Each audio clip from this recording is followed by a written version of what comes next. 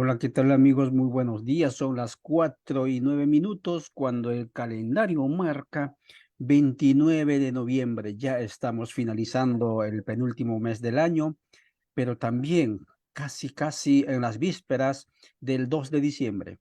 Ese histórico 2 de diciembre que para los pueblos del continente, especialmente cuando es 2023, debería significar mucho, porque hace 200 años atrás, cuando 1823 era un 2 de diciembre, el presidente de ese entonces, Jaime Monroe, indicaba América para los americanos. Vamos a hacer del continente de América para nosotros, porque y no queremos que ningún intruso del exterior se intrometa en nuestro continente. Y mucha gente se emocionó, como hemos estado diciendo en estos días de las entrevistas diferentes que estamos teniendo previo al encuentro presencial. em, de este mensaje, diciendo, bueno, tenemos un aliado importante que se ha independizado un poquito antes que nosotros, estamos hablando de 1823, y entonces aplaudieron, decíamos, hasta Simón Bolívar se entusiasmó, ¿sí? Allá por cuando estaba intentando armar eso, lo que es la Gran Colombia, pero 10 años después, los ingleses volvieron, expulsaron a la administración de Argentina, de las Malvinas, sí, y todo el continente, especialmente Argentina, esperaba que Estados Unidos reaccionara, pero never, nunca reaccionó. Más al contrario, se alió con los ingleses. ¿Sí? Y luego entonces vino todo el proceso del injerencismo norteamericano, que en estos días lo hemos llamado el colonialismo continuado de los Estados Unidos en el continente. Y en ese colonialismo y colonialidad son dos cosas diferentes, condiciones psicológicas subjetivas, pero también de administración, materiales, colonialismo, colonialidad, es en el que subsistimos alrededor de 200 años ya, los cerca de 600 millones de habitantes que existimos en el continente de Abya. De eso hemos hablado hoy y hoy estamos terminando y muchos se han preguntado, ¿cuándo va a hablar Bolivia?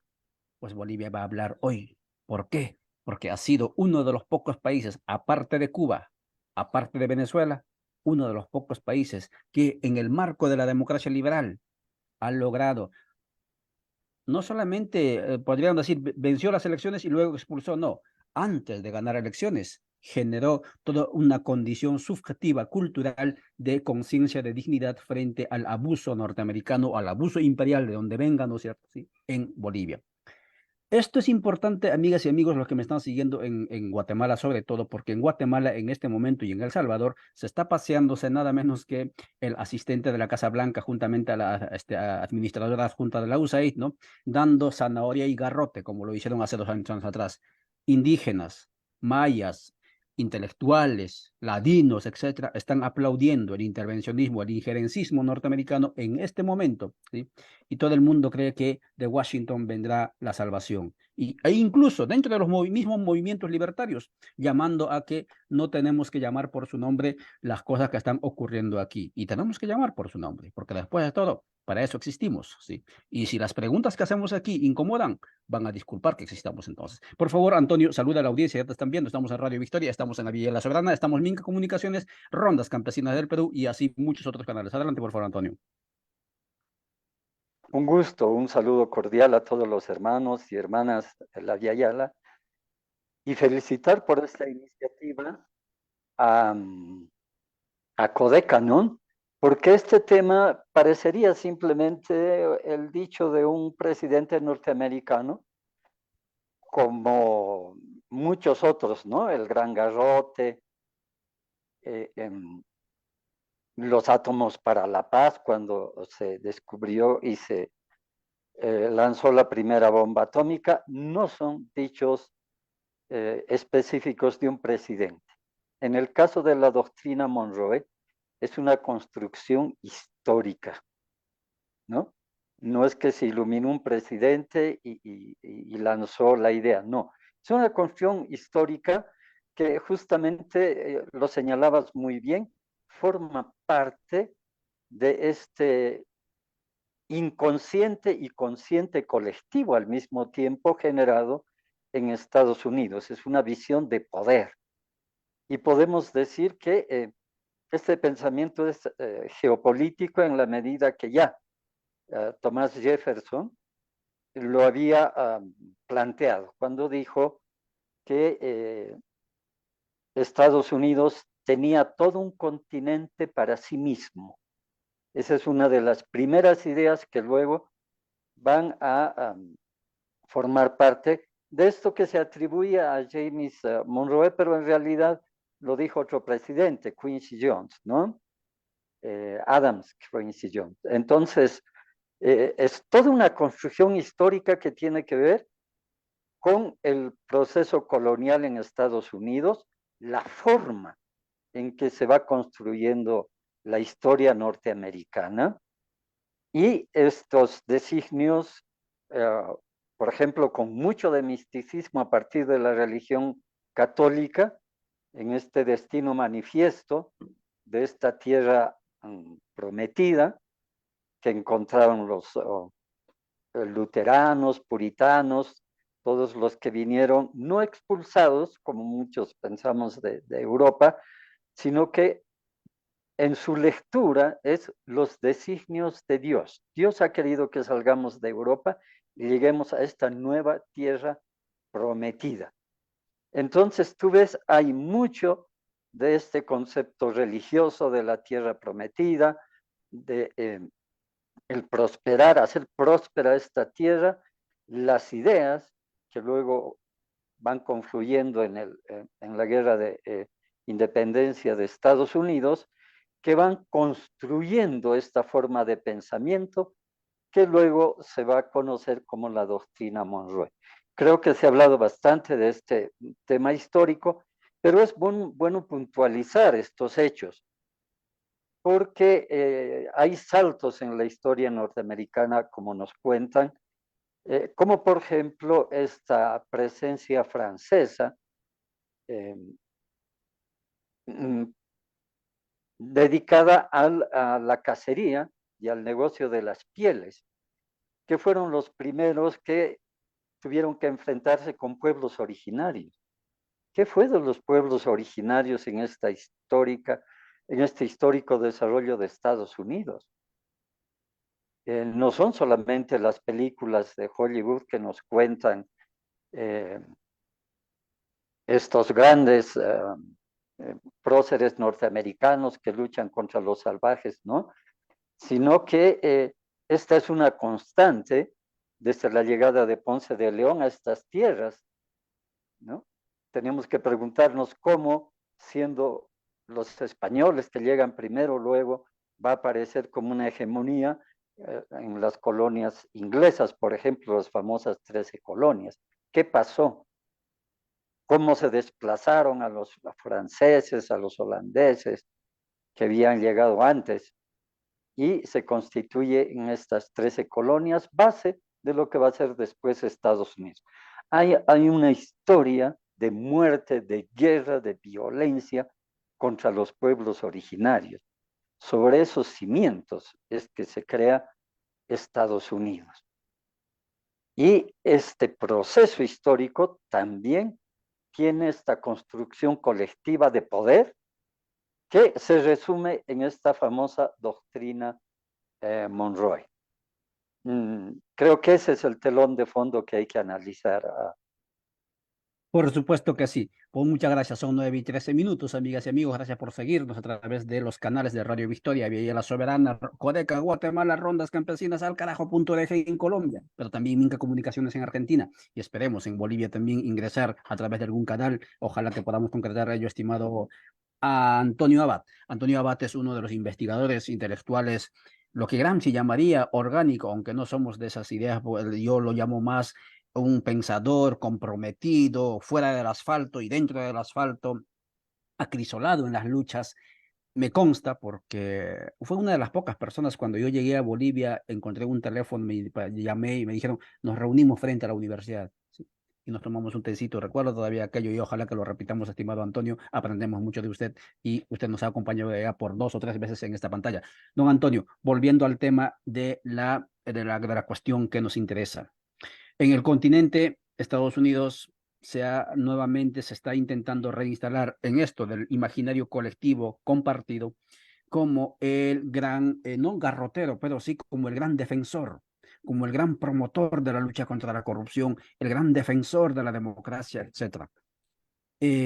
Y sin embargo, en Bolivia, movimientos indígenas nucleados en sectores campesinos e indígenas, específicamente en la parte del Chapare, pero también en otras partes, toda la lucha del Maico, etcétera, toda la parte del occidente del país, crearon un pensamiento de Dios y Caimanta, fuera gringos, ¿sí? ¿Cómo surgió ese sentimiento, ese pensamiento, digamos, no vamos a decir antinorteamericano, pero antiimperialista en Bolivia, como dentro de como una subcultura dentro de esa cultura continental que Estados Unidos había impuesto como el salvador del mundo con ese destino anunciado que indicabas? Adelante, por favor, Antonio. Hay una película de Jorge Sanginés, ¿no?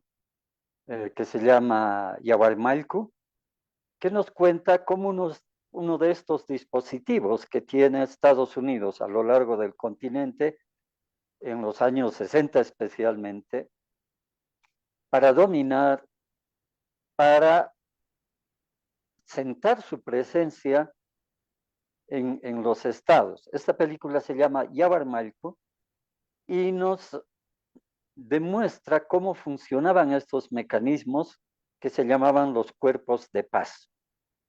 Los cuerpos de paz recorrieron toda la Via Yala y en el caso boliviano era para las políticas de control de la natalidad. Son hechos que ocurrieron, que los estudió Sanginés y lo puso en la pantalla. En zonas del altiplano boliviano, cabeceras de valle, se ejercitaron políticas de control de la natalidad, que eran acompañadas, por supuesto, con toda esa gran política desplegada que se llamaba la Alianza para el Progreso. Entonces ahí, en carne propia, las comunidades, los ayllus, sintieron esta presencia, ¿no? Este atentado contra la vida y la existencia de las comunidades y a ellos, y a partir de ahí fueron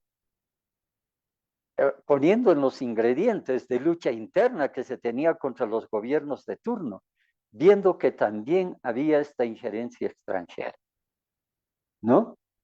Estamos hablando ya después de la revolución del 52, cuando entran estos mecanismos como la Alianza para el Progreso, entra todo el sistema de cooperativas a las comunidades, pero cooperativas desde la óptica norteamericana de introducción de variedades, pero alterando la vida de las comunidades, tratando de romper esta estructura comunitaria de su organización interna, tratando de imponer otras formas, entre comillas, modernas de organización.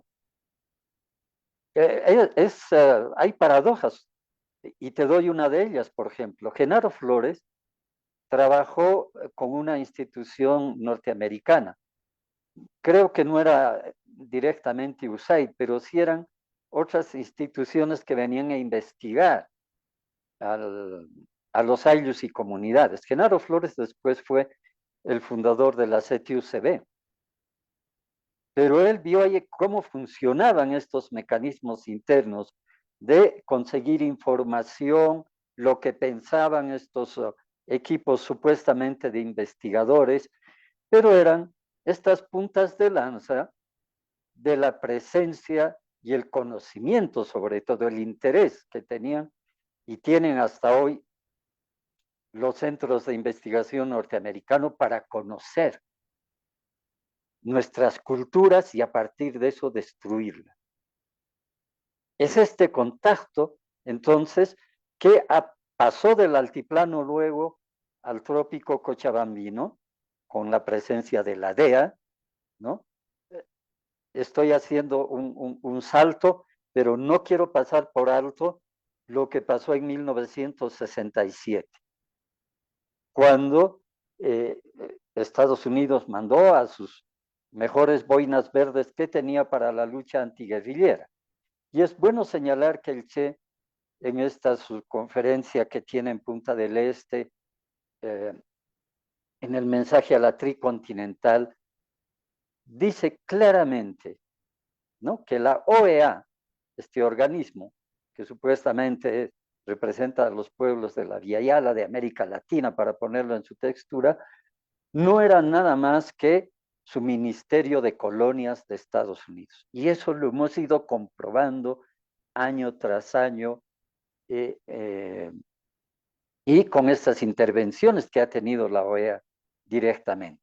Entonces, pasando por este puentecito de 1967, de esta injerencia norteamericana en el ejército y la vida boliviana, tenemos que ver cómo hizo presencia física en la lucha contra el narcotráfico, pero que en realidad se trataba de desmantelar los movimientos que habían surgido en el Chapare. Todo esto crea una conciencia, ¿no? Una conciencia, yo te diría, vivida por la gente.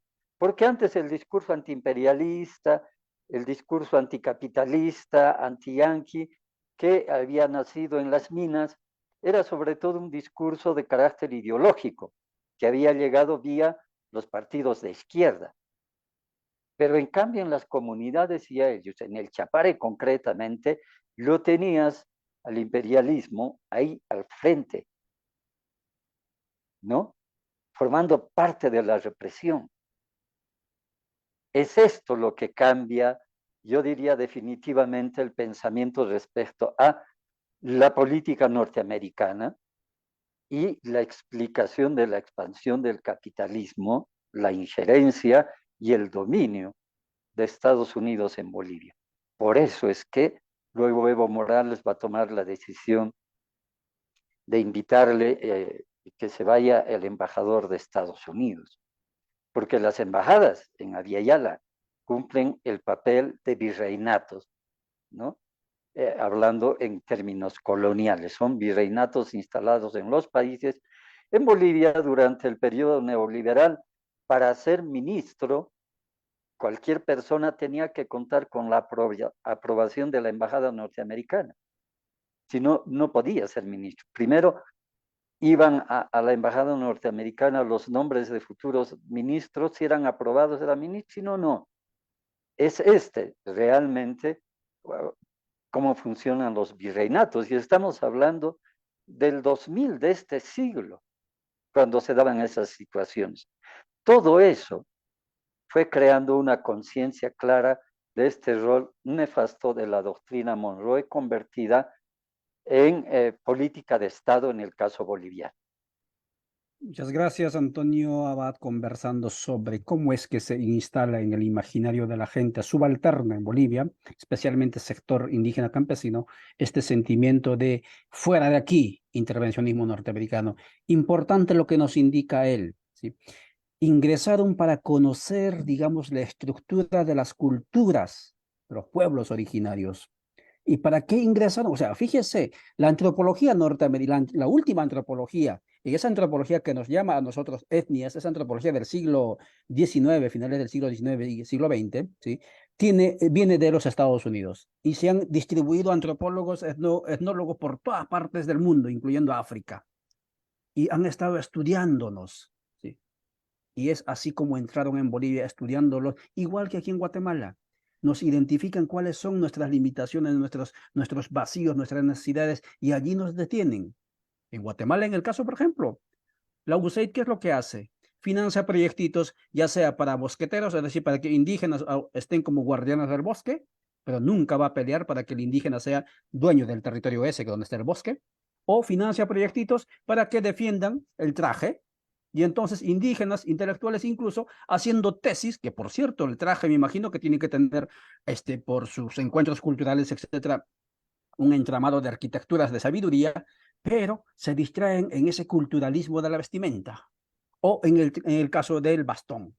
Y entonces indígenas vestidos con trajes de colores y con sus bastones son los grandes héroes defendiendo los intereses norteamericanos. ¿Y cómo llegaron a identificar esas necesidades o esas ilusiones a los dirigentes o a los indígenas? A través de estos estudios de antropología. Y en el caso del Chapare, estimado Antonio, y usted no me va a dejar mentir, mucha gente dice, pero entró la DEA para luchar contra el narcotráfico. Sí, pero entró para luchar porque estaba disputando la industria del narcotráfico. Estados Unidos nunca va a permitir otro competidor en el control de la industria del narcotráfico. Y no lo digo yo. Vayan a revisar la literatura en México. Bastantes investigaciones existen de cómo es que esta lucha antidrogas no es más que lucha para controlar la industria, ¿sí?, que oxigena las economías del mundo, especialmente de los Estados Unidos, a través de los dólares frescos que entran allí. Es una industria. Y como no quería competencia, entonces tenía que matar a la gente que estaba allí detrás intentando luchar, etc. Y ahí es donde Evo Morales y las federaciones dicen, fuera de aquí, nosotros vamos a luchar. Y desde ese entonces, el tema del narcotráfico, por ejemplo, se empezó a controlar en el caso de Bolivia. Pero vamos a ese punto, estimado Antonio. Expulsan a la DEA, expulsan a la USAID, expulsan a la embajada. Y luego, incluso también expulsan a las oficinas del FMI que estaba en la casa presidencial, recuerdo. Alguien, creo que testificaron que en el mismo palacio de gobierno tenían sus oficinas estos señores y también han sido expulsados. ¿Cuáles han sido las consecuencias o los resultados de gobernarse o autogobernarse Bolivia sin la presencia de este injerencismo norteamericano y de los agentes financieros bajo el mando de los Estados Unidos? La afirmación que el, el Banco Mundial y el FMI tenían oficinas es un hecho vivido. Yo lo he visto en la vicepresidencia. Frente a la oficina de Víctor Hugo Cárdenas, estaba la oficina de un gringuito, ¿no? Entonces, eso era un hecho real, no hay donde perderse. ¿Qué ha pasado después? ¿Cómo ha sido posible? ¿No? Yo pienso que la recuperación del pensamiento de los pueblos originarios es la que finalmente ha estado dirigiendo las ideas, por lo menos en los primeros tramos del gobierno de Evo Morales, porque las demandas de los pueblos originarios siempre fue de autodeterminación. Esto de la autodeterminación es fundamental, ¿no? Porque entonces la nacionalización, todo lo que ha venido después tiene que ver con esto, ¿no? No hemos avanzado mucho en el tema educativo, ¿no? Por una serie de problemas. Pero te comento, por ejemplo, que durante los años 60, Estados Unidos estaba de acuerdo en apoyar procesos educativos en el área rural, sobre todo, porque encontró que por esa vía se iba a modernizar las comunidades. La educación era fundamental. Yo todavía tengo algunos textos que se utilizaban en los años 60, financiados por Estados Unidos y la Alianza para el Progreso, para enseñar a cepillarse los dientes, a comportarse, en fin, todas estas cosas que supuestamente eran el proceso civilizatorio para las comunidades. Claramente políticas coloniales, por supuesto. Eso se ha ido rompiendo. El tema de la autodeterminación tiene que ver con eso, con recuperar la dignidad, con recuperar las propias formas de ser de las comunidades. Es verdad que no se ha desarrollado completamente lo que es la filosofía, la política y la economía del vivir bien, pero se ha ido avanzando. Tenemos entonces una manera de contrarrestar el saber occidental. Lo tenemos todos los pueblos originarios, pero quizá en Bolivia es donde mejor se ha ido trabajando ese tema. Tenemos que ser autodeterminativos. ¿De qué manera? No con el esquema federal de conservar los viejos privilegios de las oligarquías regionales, que es lo que da origen a Estados Unidos también. O sea, no hay que olvidarse del debate federal o unitario que hubo en Estados Unidos antes de su constitución. Pero en esa constitución no se está debatiendo principios ideológicos, se está debatiendo intereses económicos, porque ya estaban ubicados, ¿no?, las oligarquías regionales en todos los sectores que formaban las famosas 13 colonias. Ya eran poderes económicos que se estaban disputando ese nuevo Estado. Entonces, cuando aquí en Bolivia todavía existen estos ecos del federalismo, lo están haciendo tomando en cuenta esos viejos principios, ¿no? Frente a esa mirada de organizar el Estado, está esta otra de los ayllus y comunidades. El vivir bien, ¿no? Aceptó, por ejemplo, el tema de las autonomías indígenas como autodeterminación y le pareció una buena idea. Por eso está en la Constitución.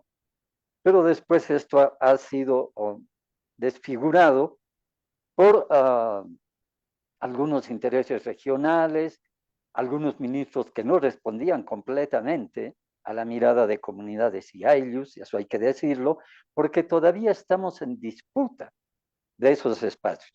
No vamos a cambiar el Estado colonial, por ejemplo, en Bolivia, en un lapso de 10, 20, 30 años. Es difícil, estamos en ese periodo de transición y lo que ha ocurrido en 2019, lo que está ocurriendo hoy, son los elementos de transición que tenemos que saber afrontarlos, ¿no?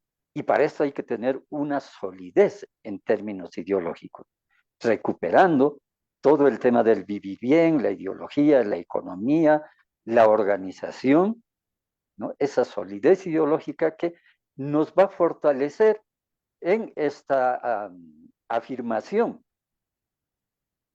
de identidad política, económica, pero también en relación a lo de afuera.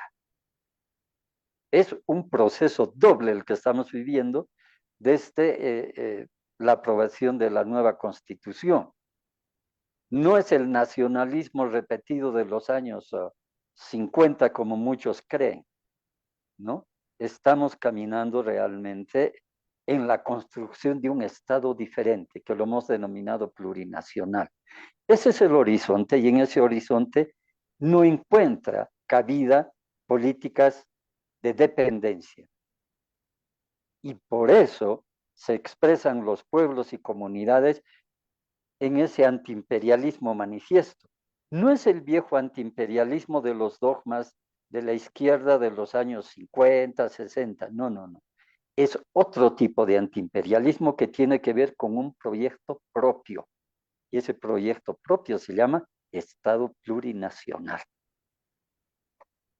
Por supuesto que sí, Estado plurinacional que está en proceso de construcción y como muy bien lo dice Antonio Abad desde Bolivia, porque ojo, don Antonio no es una persona que está analizando, que está reflexionando fuera del material de construcción, está dentro del material de la construcción, está en ese proceso de construcción, él es parte de ese proceso, está, nos consta, ¿no? Por las evidencias que se van difundiendo, está en los procesos de formación, de reflexión, de acompañamiento, fortalecimiento organizativo, etcétera.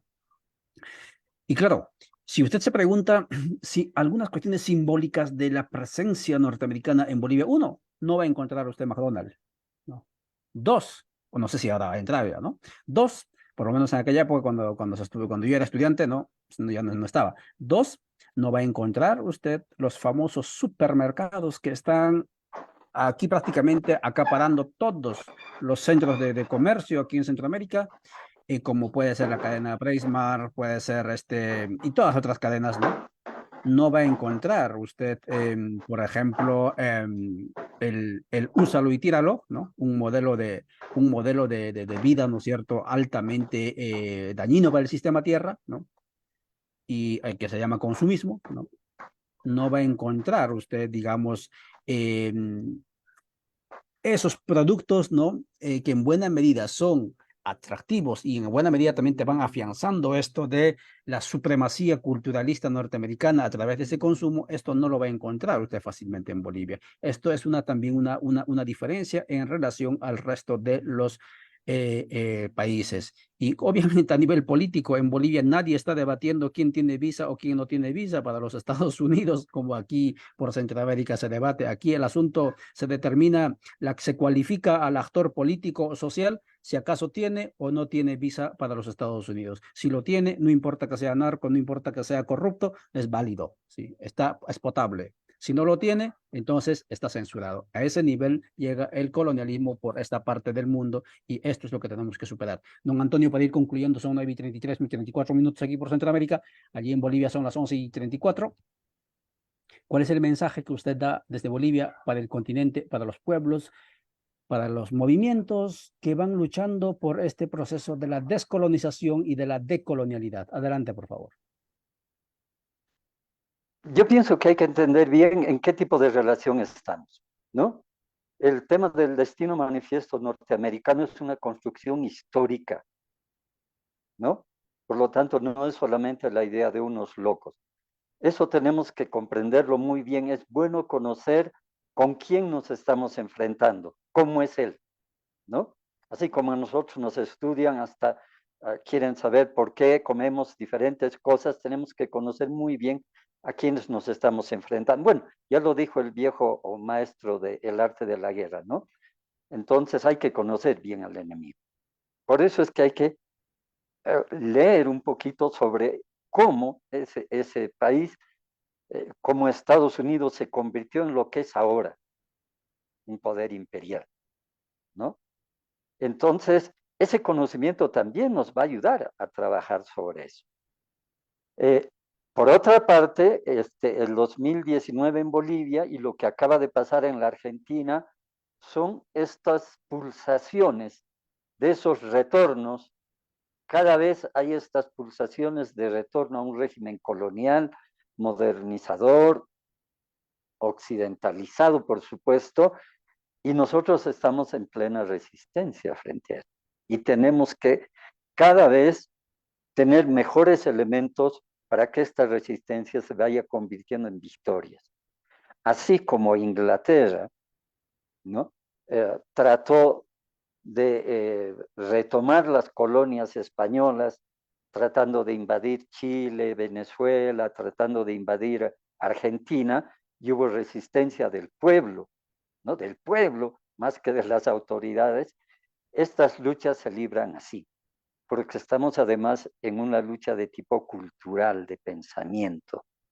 En la medida que nosotros reforcemos la identidad, en la medida que reforcemos los bastiones culturales que nos quedan, que tenemos fuertes, vamos a hacer de la resistencia una victoria.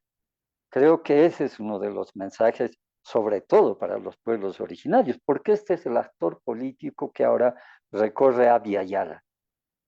Es este actor que se está reconfigurando, reconstruyendo en cada momento, y tenemos que, entre todos, ¿no? Porque hay que olvidarse un poco las fronteras, viendo un horizonte para todos, ¿no? No se trata simplemente de que nos vaya bien en el caso boliviano y que logremos ciertos triunfos. No, los triunfos aislados no cuentan.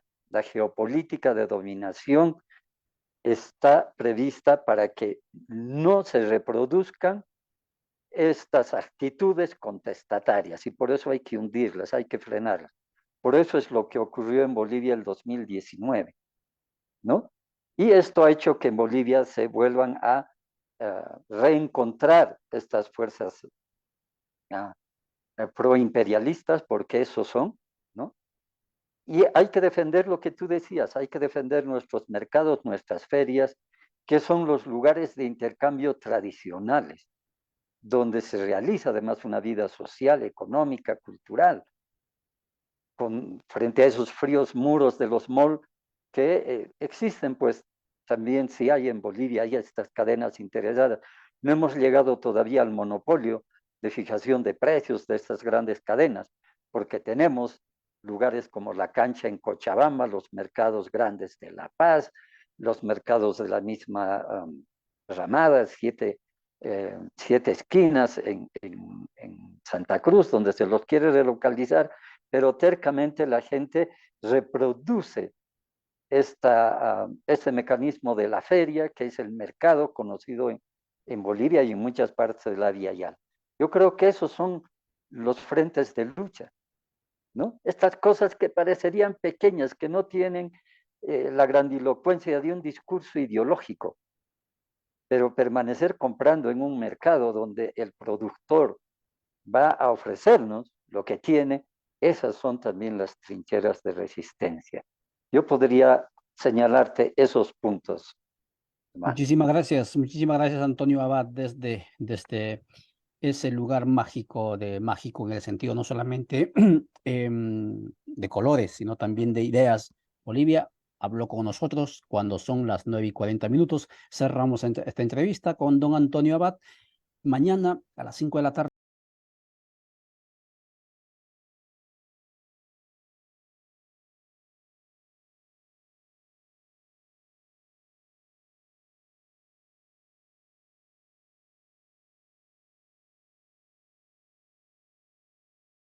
Es importante que sigamos reflexionando y ojalá nos dé el calendario para poder seguir con esta cuestión, incluso después del 2 de diciembre. Muchas gracias por vuestra atención. Hasta la próxima. Chao.